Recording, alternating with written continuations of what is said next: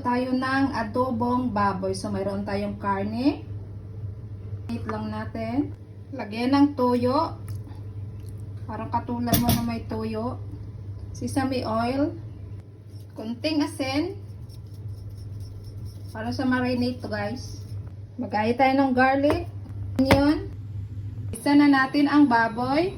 Maglagay ng oil sa pan. Igisa ang garlic.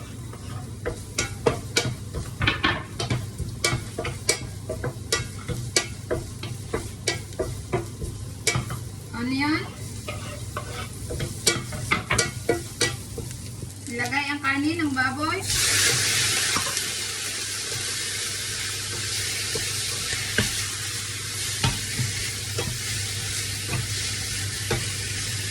After gisa, na mag-golden brown. So, ayan, nag-golden brown na siya. Then, lagyan natin ng tubig. Add water.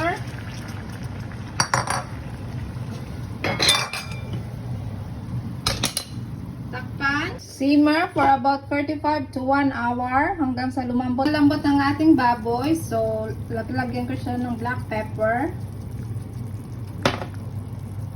Konting oyster sauce.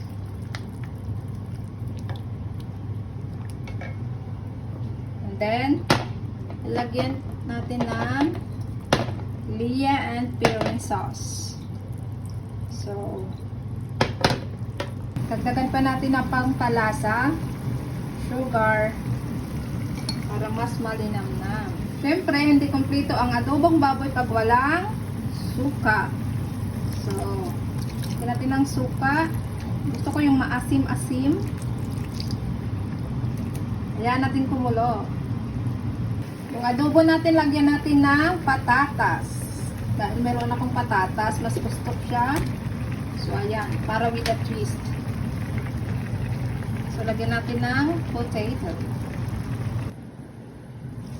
Oh, ayan, malambot na ang ating patatas at wala na ring sauce. Kunti na lang. So, ilagay na natin ang ating sili sa final touch. So, ayan.